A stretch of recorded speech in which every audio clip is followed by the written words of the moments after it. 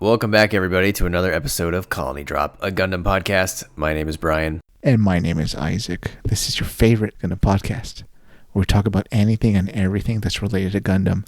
So that could be music, Gundam fashion, which we really haven't talked about yet. Series, music, lore, gunpla, and, of course, concepts straight from the minds at Sunset Studios. Isn't that right, Brian? That's right. And sometimes we have such a great idea that it just warrants its own episode. And I think today is one of those episodes, Isaac. And I just want to point out that I think this is going to be, we obviously haven't uploaded it yet while we're recording this, but I think this is going to be our episode 100, Isaac. Wow. So, well, maybe the Tomino-san episode was supposed to be episode 100. This is just how it worked out. So tonight, listeners, we are going to talk about Isaac's idea for what? Explain to us, Isaac.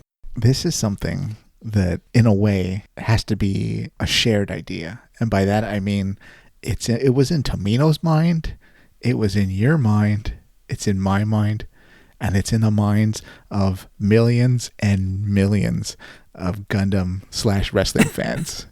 There's like a Venn diagram, right? This is the point where the Venn diagram pops up. Was that an intentional millions and millions pun? Oh, of course it was. Of course. That's Okay, that's for good. the millennial wrestling fans. And of course, obviously what I'm talking about is a concept that Brian and I have baked in our brains called G-Wrestler. Gundam Wrestler. Brian, this is exactly what it sounds like.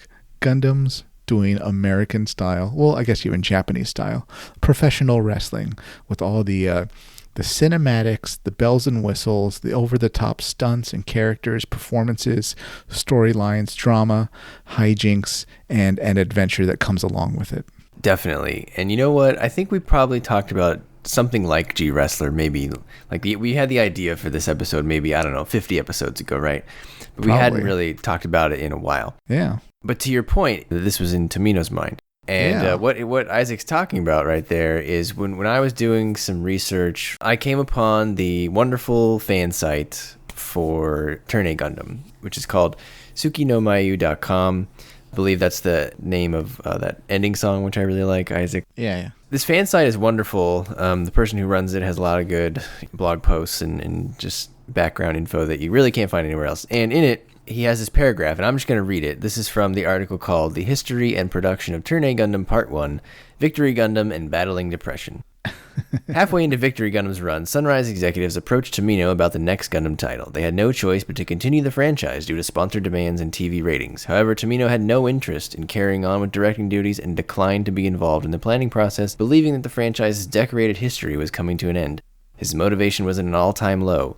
Instead, he recommended his protege, Yasuhiro Imagawa, to be the new face of Gundam. He valued Imagawa's free-spirited directing style and wanted him to make something with wrestling-like elements, Isaac. He figured Imagawa could breathe new life into the franchise. This would eventually lead to the creation of G Gundam. It's long been rumored that Tomino himself was unofficially involved in an advisory role of sorts, but I haven't come across anything to validate these claims. So, Isaac, this means that our pal, Tomino-san, I think he would greenlight G-Wrestler. I mean, all evidence points to yes, right? In a way, this is what G-Fighter should have been before. I assume some producers, and executives got in the way and said, look, Street Fighter and Mortal Kombat are selling like hotcakes.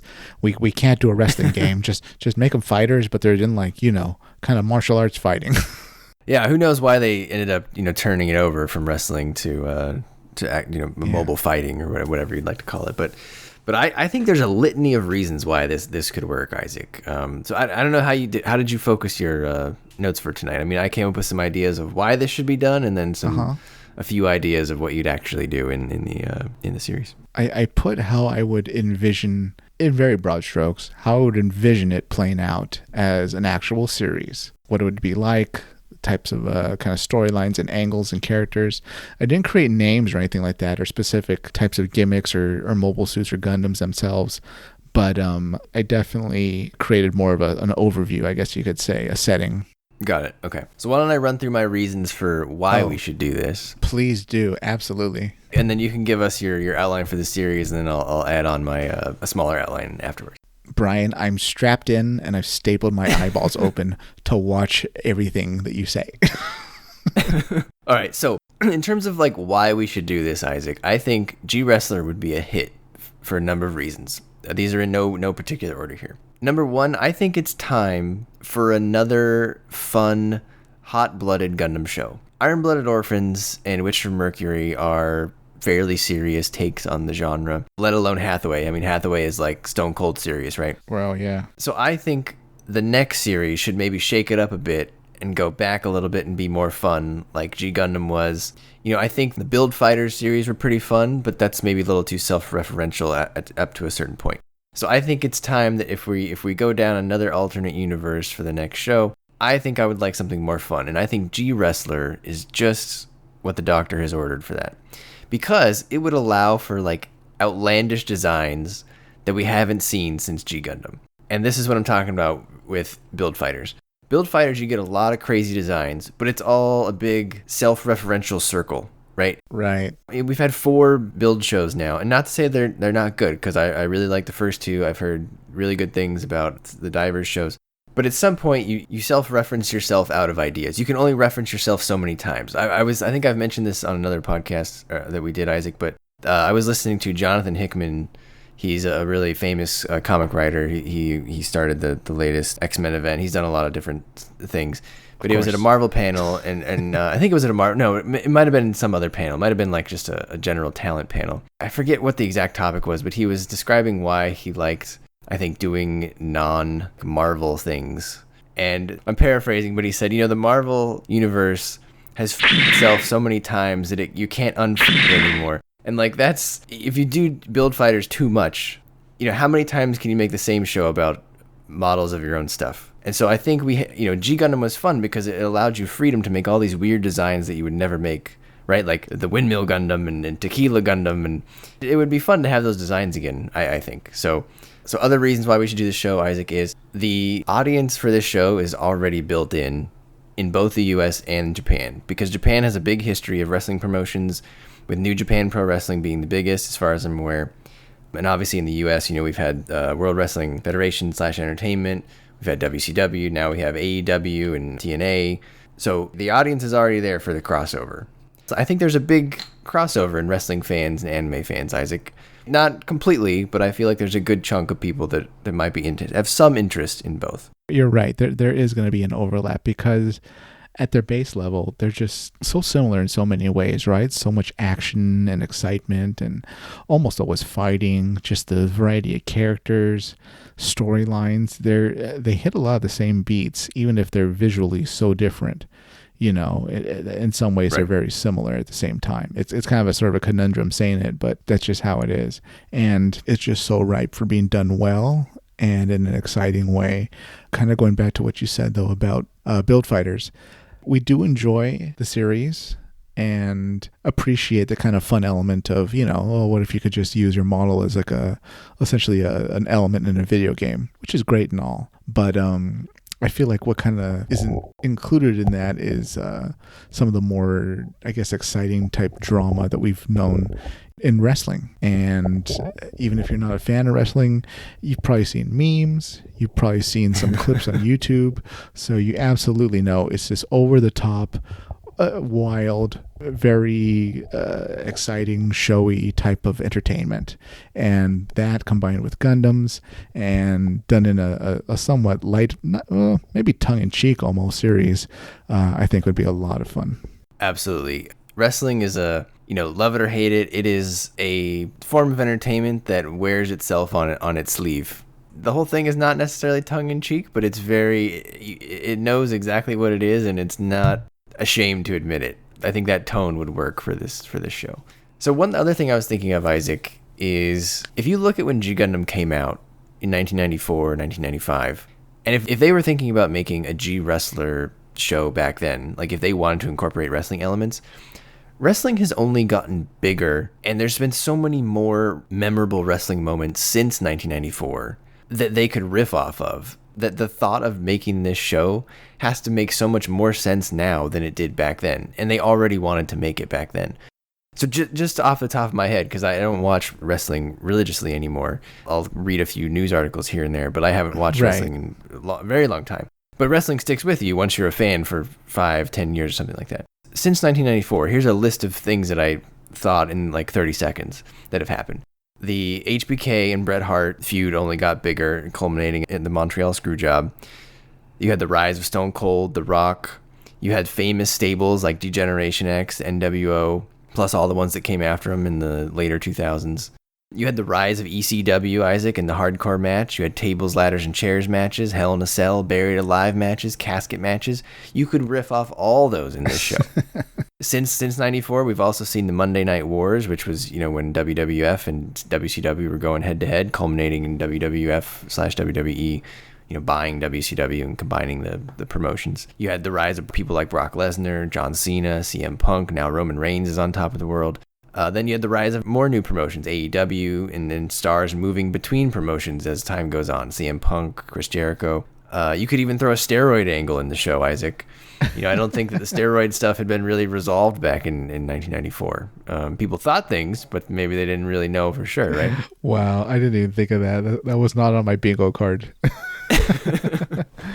You could even get participation from some wrestling talent to do some guest voice work for the show. Oh, you better. I think that'd be hilarious, right? If like Stone Cold was doing a character on your show, that would be hilarious and people would love it. It'd be like a Slate Cold Gundam. Yeah, Rattlesnake Gundam, And then also, Isaac, when I look at wrestling now versus 20 years ago, or even especially back in 94, is the rise of the women's division. And, because one criticism of this show maybe someone would have is, oh, well, all the women that you bring in from Witch from Mercury aren't going to want to watch a wrestling show. And that could be true, but women's wrestling is really big now, and people really enjoy it. There's so much more time devoted to the women's division than there used to be. You could put a women division in this show and still try to draw the female crowd. I think it could work. Like, for example, I really liked Allenby from G Gundam, and you could have a whole division of Allenbys, right? So I think it could be done. I think it could be fun. Definitely, yeah. It's ripe for the picking. You could, depending on how this is done, do just so many homages to events and characters, personalities, and the types of situations they get themselves in. It would just be so much fun, I think, and it would be something definitely new for Gundam, and that's something that I think all Gundam fans would enjoy seeing and at least viewing as interesting. All right, Isaac, lay your outline on us. How do you envision this show working? Take us to the world, that kind of stuff. Okay. As you no doubt are aware, listeners, Gundam shows almost always go, we got the good guy faction fighting the pretty clearly evil faction. Most of the time they're space fascists versus, sort of a democracy that probably doesn't work that well. And they go at it, right? Teenager falls into a cockpit of the Gundam, and then the story begins, and eventually the Monoites lose. That's generally how the shows always go. This would be a very stark difference. Our sort of protagonist, maybe the Amuro, would be a mobile pilot that is trying out to become a participant on the show. He'd be piloting a Gundam that's a character in the show. He's got to work his way up, and that's what this journey is going to be like. In the background and behind the scenes, he'll see that the heels maybe are some of the nicest people, and the faces are maybe sometimes some of the most arrogant and backstabbing people in the companies, which of course would be called the Gundam Wrestling Federation. And the stories themselves, I feel like, would almost go back and forth between the viewer experience and then the pilot experience. There's some viewers of the show that are maybe take it too seriously. We could probably do an homage to the guy that said, "It's still real to me, god damn it."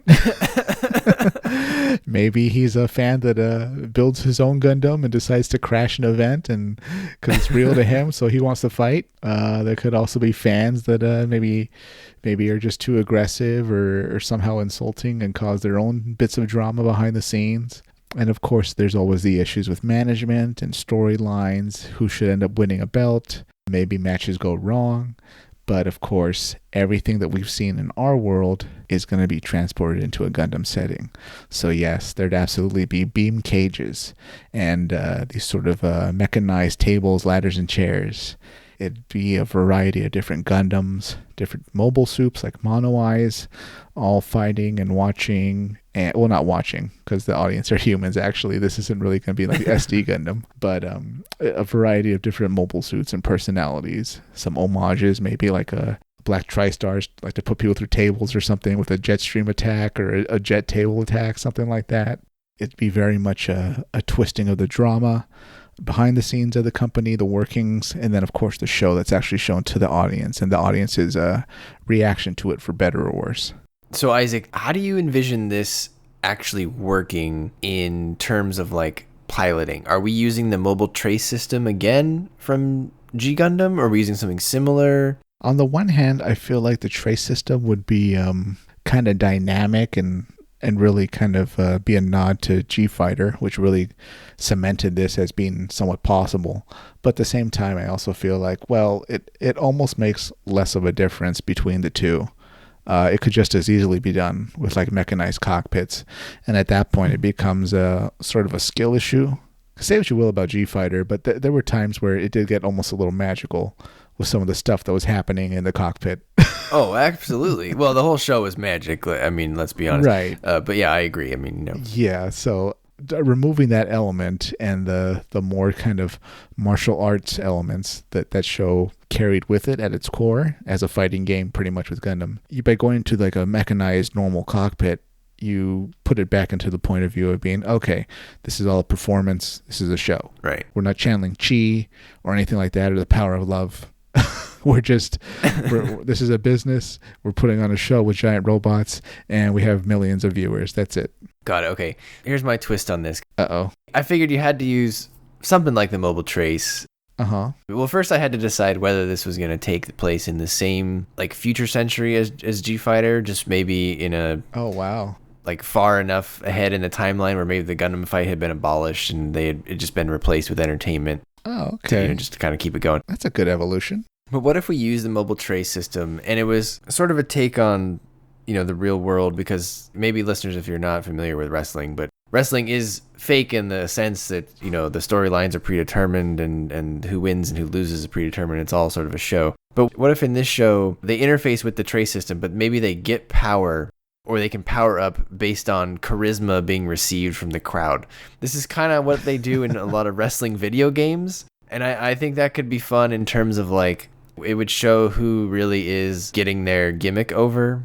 Are they really convincing the crowd? Then their Gundam powers up, into a better mode or something. So I don't know. That was my way to still use the mobile trace system, but like differentiate it from the one that was used in G Gundam. So Brian, that's pretty brilliant. Like, do you envision like the face having sort of a cheer meter almost, and then the heels having like a boo meter? Yes. And once it reaches a certain point, then they can enter their ultimate mode, or they can do their finisher or something like that. And so like that controls when they can win or lose the match. Is like they have to like meet their charisma threshold. And if you've ever played a lot of wrestling games, like this kind of works. I think the old ones for Nintendo 64, they were big on that. Like you could pump the crowd up, and they would give you like, that was how you would get to be able to use your finisher. You had to get like taunt and things like that. And that would open up a lot of story things for you to do. Maybe the baby face is just going through a phase where he just can't get the crowd on his side, and he's just not going well, or the heels turns into a face or something like that. They won't boo him, and instead they cheer him and stuff like that. So I agree, mechanized cockpit could work. And I take it when you envision this, Isaac, you're setting this in a completely new timeline, right? Yeah, I would almost make it the opposite of almost every timeline we've seen, where humanity's on Earth, they're in colonies, they're probably throughout the solar system, and guess what? Everything's at peace. There's no wars or anything like that. So people are just kind of enjoying entertainment, going about their lives, and this is just kind of the drama of their lives. This is another show. It's a bright future, and this is going to be a slice of life over 50 episodes or so of Gundam Wrestling Federation. Yeah, I think that could be an alternate good ending for one of the timelines, right? Like you could set it far in the future where, to your point, humanity still is in space. They're still in colonies, but there is no war. Maybe they actually resolved their conflicts, unlike basically what we see in every timeline. Absolutely. And that instead of like getting rid of their Gundams, as our 5 heroes did in the After Colony century, foolishly by launching them into the sun, they kept them around and turned them into a means of entertainment. So I think that would be a good way to flip the dreary outlook for most of the series on its head. Yeah. And say, hey, we actually solved it in this world, and 200 years later, we just like watching Gundam wrestling for entertainment. And what's good about that, too, from a mechanics point of view for the story is we won't get a scene of footage or some news story about a war in some colony or planet or something like that. And then the inevitable question arises, well, why aren't they using mobile suits to go fight? Or, why isn't right. the series about that? Instead we just say, no. This takes place during a stable century. Yeah, that's all you really need to know. Yeah, you could even, I don't know, maybe even lampshade it like somebody makes a joke like, oh yeah, didn't you fail your history class or something? It's like, yeah, I got all the questions wrong about the Zeon War 1,000 years ago. Something like that. So it's pretty clear that, a lot of stuff is in the rearview mirror and humanity really did manage to pull it off. Yeah, because to your point, I think this show should, instead of focusing on any sort of war, I don't think we should see that at all. I think it should be more like a day-to-day, behind-the-scenes wrestling business story of our hero, ascending through the ranks of whatever promotion he's in, trying to win the world title, basically. Like, the way I envisioned it is you have our protagonist, and he starts out by winning, some lower title, we'll call it the Intercontinental title, and then maybe he wins the tag team title, and then he finally gets his world title shot, and that's maybe how the series ends, is he wins the world title at the equivalent of WrestleMania, in the Gundam Wrestling Federation. And then you get all his backstage, antics along the way. To your point, because, in real life, they're not really enemies behind the stage, right? Some of the heels might be the nicest people. And by the way, for listeners who don't know, I guess if you never watched wrestling, there are certain terms that we're using here. Face or baby face means good guy. Heel means like the bad guy that you're supposed to boo. Angle is like a storyline. Gimmick is like your character sort of thing. So I think that would be much more interesting. It's almost like a wrestling show with Gundams. Absolutely. That's how it should be. And in a way, this would be, since there's no combat or war, it would essentially be a drama.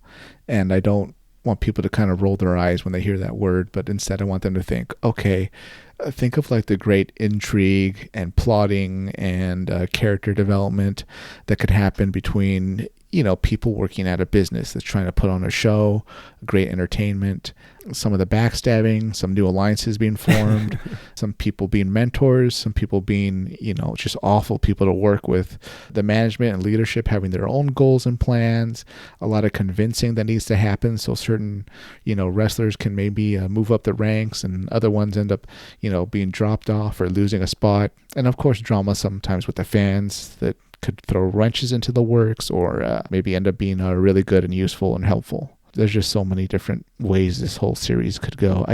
I'd almost want to start it earlier, Brian, than the guy winning, the main character. I say guy, but I guess it could be a woman. The main character being a winner of a low-level event. I'd almost want it to be like New Wrestler Day 0. Almost like a Hajime no Ippo fighting spirit, where this person's new, they need to learn how to throw a punch in episode 1, and from there it's about learning the fundamentals. Who knows how many seasons this would go on, but the fundamentals and, working the crowd. Ippo's been running for like 30 years, Isaac.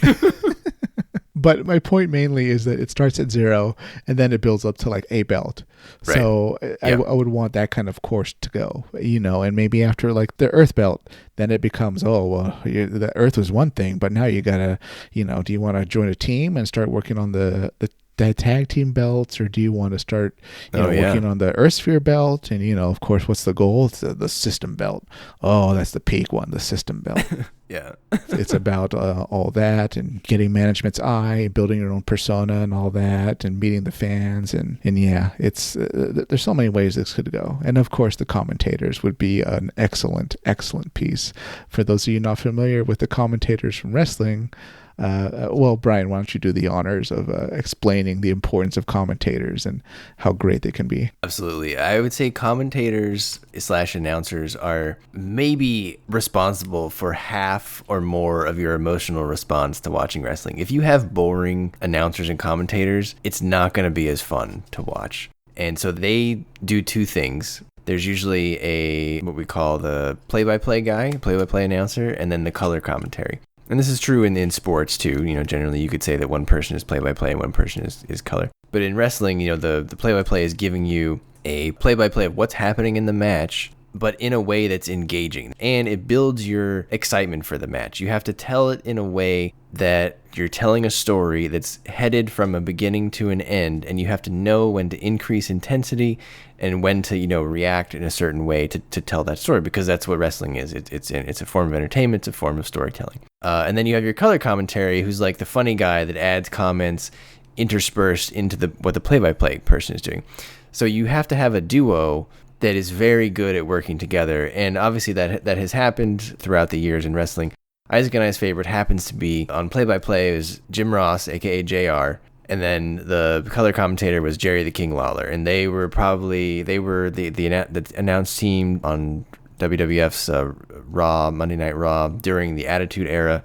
They were firing on all cylinders during those years. They reunited a few times after that. They both left and rejoined the company various times. I don't think they've worked together too recently, but I think now Michael Cole is probably the main announcer. There's been a variety of other announcers. Everyone has their own, favorites. Some people really liked when Vince McMahon did announcing back in the day. There was Gorilla Monsoon. He was obviously a wrestler too, but everyone's gonna have their favorite announcers. But ours, you'll hear us make jokes about Jim Ross or JR, and he's the guy that says slobber knocker. By God, he's dead. Can you give us some JR, Isaac? I know you love to do your JR. Good God Almighty, that killed him. I guarantee that'll stop your heart. As God is my witness, he is broken in half. JR is the best. There's so much that's good about him. He is.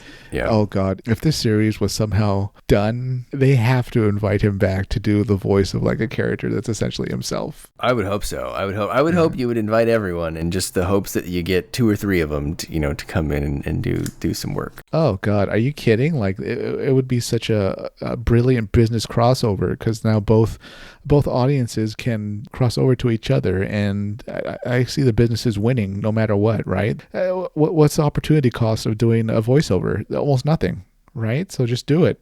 Totally agree, because then both fandoms would want to buy the same merchandise. I think it would be a win-win for everyone. Yeah. But so obviously we should mention here, like, I didn't make like a whole bunch of names or anything, but for the announcers, you have to call the one announcer Jim Ross, but you have to spell it GM Ross, like the Jim from Gundam. Like you so have brilliant. To do that. Absolutely.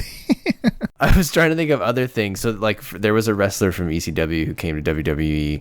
His name was Taz. He was famous for doing suplex. He became a color commentator later in his career with Michael Cole. You could, instead of calling him Taz, you could call him, like, it could be a pilot of a full armor double Zeta Gundam, which everyone calls the Faz, right? He could be a retired Faz pilot. That could be kind of funny. It's black and orange. yeah, exactly. It walks out with a towel on its head. Yeah, Gundam towel, it keeps him hydrated. It's a beam towel.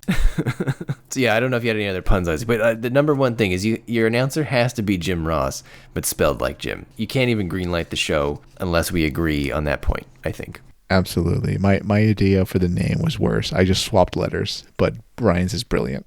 So another thing, Isaac, that, this wasn't really a thing back in 94 when they were doing G-Gundam, but since then, Vince McMahon has become one of the greatest antagonists in pro wrestling history. You have to have your equivalent to Vince McMahon in this show. Of course. I was thinking it would be funny if he was the president or a stand-in for the president of Bandai Namco, because, they were always the one giving Tomino-san crap during production. It would be funny if then they took on the antagonist role in G Wrestler. What do you think about having, or just in general, we have to have that corporate like antagonist, right? Of course, yeah. What was great with that in wrestling, and I guess in the Gundam setting to would be just the different power dynamic. Like, who could have more power as a villain or just an individual than the person that owns the business and that you work for? Absolutely. It has its own meta level of a threat. Like the other wrestlers, the other Gundam pilots and Gundams, they might be able to defeat you or outperform you, scripted or unscripted.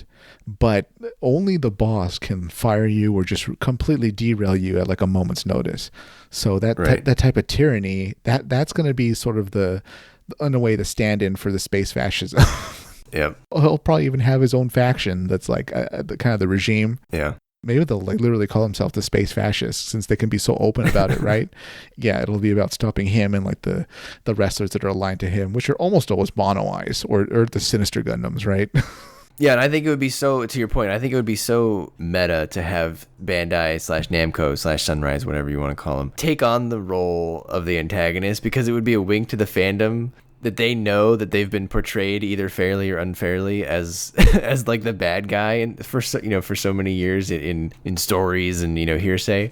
You could even have like whoever the president is at the time, like the character could be based on that person. I think it would be hilarious. Along the same lines, Isaac, you know who's an unsung hero in wrestling are the referees. And I think it would be hilarious. If you've watched any sort of wrestling promotion, there's always like the head referee. And for the longest time in WWE, that was Earl Hebner. In our show, I think it would be hilarious if in G Wrestler, the top referee was Tamino-san. And it could be like a long-running, slow-building theme where he eventually interferes in a match. And it'd be a fun way to get him in there in a recurring role that's not completely driving the story, but it'd be fun to have him in there as a background character. Well, yeah, that would be pretty brilliant. How do you envision a referee mobile suit looking? Like, is Tomino honored with his own Gundam? Ironically, it'd be more colored, like how he wanted the Gundam to be. Right? It'd be almost all white black, except for like black stripes. Yep, exactly. Do you imagine it to be like a giant Haro that's mobile suit sized? I imagine it kind of just how refs are in the real world. They're a little they're a little bit smaller than the wrestlers because they're not on steroids and they don't work out all the time. But of course, I think he would be in a smaller Gundam that's painted like a referee. Whether you like referees that have the black and white with the stripes or with the blue shirts or whatever, I think it would be sort of this referee looking Gundam, exactly what you'd think of when you hear the term referee Gundam. And he would make his little hand gestures and call for the bell and raise their hand when they win and then that kind of thing. You have to have the ref in there, Isaac, to do the 3 counts when they pin each other, right? Yeah, we need someone there as part of the dynamic, right? If someone kicking out, you could even have some of those situations where clearly the count was wrong and like the match ended anyway. And if it was Tamino-san, or you could do it with anyone who's like notable in Gundam, whether it's an actual character or a person, but like the Tamino referee, he could wear the Tamino glasses. So anything to kind of make it a little funny. Because to your point, the whole show has a little bit of a tone of tongue-in-cheek, right? Yeah, it can definitely be self-referential, not taking itself seriously all the time. For all we know, most of the serious stuff can happen fully behind the scenes, right? Oh, absolutely. I think it's a lot of the drama is behind the scenes. And then also when it is out in the ring, it's about the characters not necessarily triumphing over each other because the whole thing is like staged, but it's sort of like winning the crowd over in a meaningful and convincing way. And that's why I was bringing in the charisma meter, to try to like be like, oh my God, he's finally done it. And then he powers up and he delivers his finisher, and he wins the match or whatever. So how do you see like sort of a progression throughout a season? Like, would it be pretty much just the back the stage drama going on? Or let me narrow it down more. In a match, is it all pre-scripted? Or in a match, can it be possible where like whatever they talked about before goes out the window because of the way the crowd's going? Or maybe one of them just wants to do a change, like the red mobile suits decides to be vain and try to win at all costs. The way wrestling really works in real life is they don't necessarily script every moment of the match. They'll script certain what they call spots, or they'll script maybe the finish. But a lot of times one person is in charge of what they call calling the match.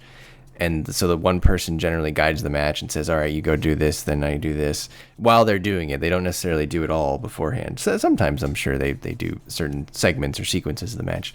And if you're interested about this, you can go listen to nowadays there's like a million podcasts and wrestlers talking about it, which they didn't really used to do back in the day. But Stone Cold talks about this all the time, about how he called a lot of matches because he was good at it. And, certain people didn't call matches because they just didn't want to do it or whatnot.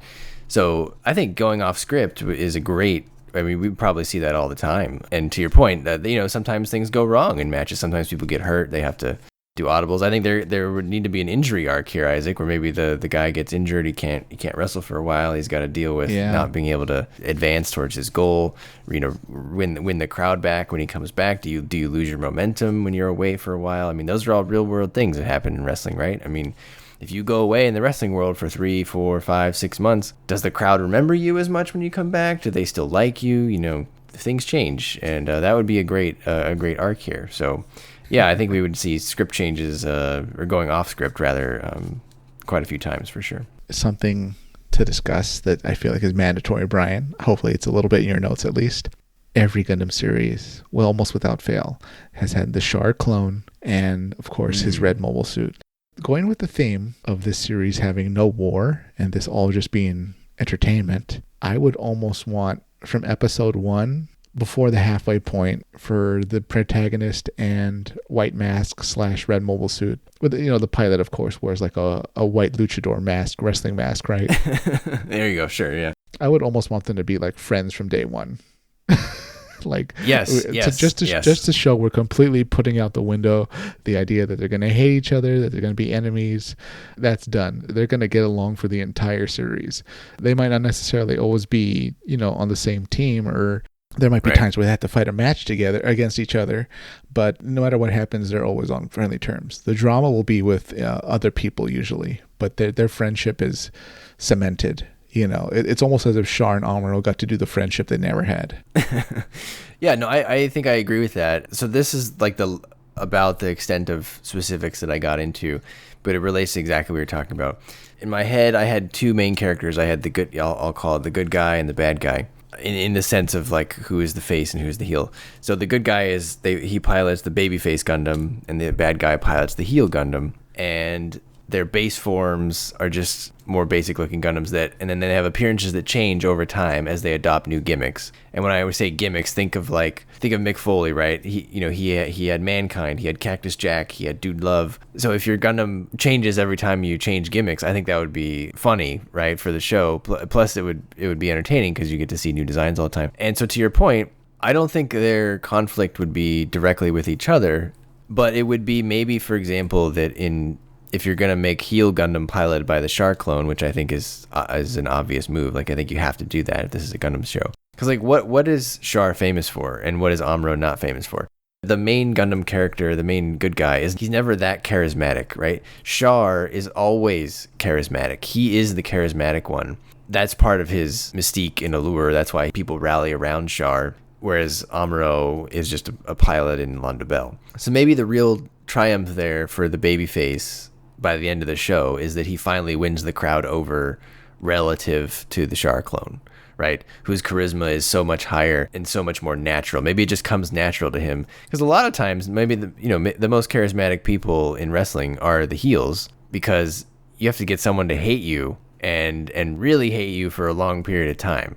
You could say all you want about Triple H, but man, he's great at getting you to hate him, right? From a wrestling perspective. So much so that heels sometimes have to be careful, because if they win the crowd over too much, you don't want them to become the babyface and outdo the babyface's reaction, right? That's happened sometimes. Like when Stone Cold became a heel for that period of time. Isaac, do you remember the what gimmick? Well, everyone loved the what gimmick, and the crowd's response to the what gimmick was a lot of times louder than whoever it was he was supposed to be, feuding with, that was supposedly the good guy. So to your point, I think they could be friends, and that would be fine. The real conflict, I think, would be having our protagonist, the babyface, get over with the crowd, and achieve what he wants, and have the crowd cheer for him over the heel guy, which is, I guess, the Char clone. Yeah, that would be almost its own journey, you think? Or like that's the ultimate end goal? I think that's the ultimate end goal by the end of the show. I even think that at some point they could be a tag team, because there's been a lot of really successful tag teams that have been composed of people that didn't like each other on screen. For example, I'm pretty sure that Stone Cold and Triple H won the tag titles at some point. I believe that the Stone Cold and The Rock teamed up at some point. Do you remember the Rock and Sock connection, Isaac, when The Rock teamed up with Mankind? there's some potential there. That's how you get length out of this series, is you do those different types of matches, you do the different formats a little bit. To your point, you can start the show, you said day 0, he's at like basically wrestling training camp. I mean, there's a lot written about that, about how it's really hard to break into wrestling. You know, they have to go to these small promotions around the country and do these sort of not crappy shows, but very low attendance, that kind of thing. So I think, to me, the show would culminate in winning the world title. Or whatever the biggest title is, whether it's the system belt, you know, in your example, because like winning at WrestleMania, that's the peak of wrestling, right? So whatever that is in this show, that to me is the finale. Wow. Yeah, I kind of like the idea of making it more oriented towards charisma and winning the crowd, whichever way you have to. Evolving it that way as like a performer in this entertainment, this Gundam entertainment. That's probably the good way to go about it. The belts are great and all, but at the end of the day, it's kind of half scripted. So achieving the belt is a triumph, but being able to catapult yourself into a superstar position, a household name position is kind of even better for the pilots to try to strive for. Yeah, so it's not necessarily winning the belt, to your point, because that's scripted. It's when you win the belt, how does the crowd react? And so, like, the best example of this I can come up with is when Mick Foley first won the world title. That's one of my favorite Monday Night Raws. I think there's clips of it on YouTube that you can go watch. It's probably the loudest I've ever heard a wrestling crowd respond. It was in a match between Mick Foley, obviously, and The Rock. There was some interference by DX and the Corporation at the time, probably one of your favorite factions, Isaac, the Corporation, who was on the side of The Rock, and they hurt Mick Foley, and he was down. DX was dealing with the Corporation. Then Stone Cold came in and hit Rock with a chair, and Mick Foley won. And Mick Foley's dream, his childhood dream, was to win the world title. And so he already knew that he was going to win the world title that night. So in a way, his dream was accomplished because it's scripted. But if he won the belt and no one cheered for him, Isaac, I don't think he would feel very accomplished. So it's the fact that everyone went batshit bananas when he won and cheering for him. Like, that's the moment, that's the finale for this show, is when you win the world title. Are you not only winning it, but is the crowd on your side? That'd be great. Yeah. It almost is finale-less because the stories can just continue and keep going. But I could see that being a way to sort of say, okay, you've seen into this world. You can guess what would happen to new pilots coming in or our current pilot aging. And this is a Gundam happy ending in a very happy universe. And my God, would it be entertaining. And that's the bottom line. Yeah. So I totally agree. I think they should do it. So Bandai, Namco, Sunrise, whatever you guys are calling yourself these days, or whoever the hell's in charge, I think you should make G Wrestler. Isaac, what do you want to hear from the listeners? Listeners, if you do you like G Wrestler? First of all, do you like wrestling, or is this like the dumbest idea that you ever heard of? Did you even like listen to the rest of this episode after like 5 minutes in and we decided it was about wrestling? Or like, you know, like, what do you want to see in terms of gimmicks, or do you know? Tell us give us your feedback on G Wrestler here. You don't necessarily have to have seen wrestling even within the last 5 years. Right. But did you maybe watch it a bit when you were growing up? And like, can you kind of nod your head and agree with us that, yeah, with Gundams, kind of like G Fighter was, you know, a fighting game with Gundams, this would probably work on multiple levels. Yeah, I'd like to see it. Well, if you would, why don't you tell us kind of what your vision is, you know, with different characters or gimmicks. Maybe you got your idea for a mobile suit, or you got your idea for a cool little arc of episodes. Let us know. Gundam and wrestling, that overlap. Let us know what you think, your thoughts, your concepts. I'm sure they're going to be great and exciting because, hey, this is absolutely uncharted territory for Gundam. Definitely. And last question for you, Isaac, and question for the listeners. What would your Gundam wrestling finisher be? What real finisher would look good in Gundam form? Like, I think HBK's Sweet Chin Music would be a sweet Gundam finisher. Oh boy, I'm trying to think. Oh, okay. Oh, it's hard to pick one. You know what? I'm going to go for like full acrobatics and go with like a Jeff Hardy style turnbuckle, like moonsault. Okay. Just jumping, going back, flipping over with boosters and vernier thrusters and just slamming down in the center of the ring. Yeah, that'd be pretty epic, I think, and have it set off like a sonic boom and shockwaves. I agree. That'd be a cool one. Yeah. Okay, listeners, I want to know your finishers too. So give us your Gundam finisher and your thoughts on the show. And let's all hold hands and hope that Bandai Namco listens to us and they make G Wrestler someday. So take us away, Isaac. In a universe, anything's possible. All right, listeners, before you go to sleep tonight, stand next to your bed. Put your hands together. Get on your knees, look up the ceiling, and hail Gundam wrestlers. Good night, everybody. I swear to God, that'll stop your heart. How in God's name can that human being be from this planet? How can he? Does he have no conscience? Does he have no heart? Do you have no soul? You son of a... Do you realize what you've just done? Stone Cold is shaking hands with Satan himself. For the love of God, someone tell me this is not happening. You gotta be kidding me. No, don't do this. The superplex, the king size superplex.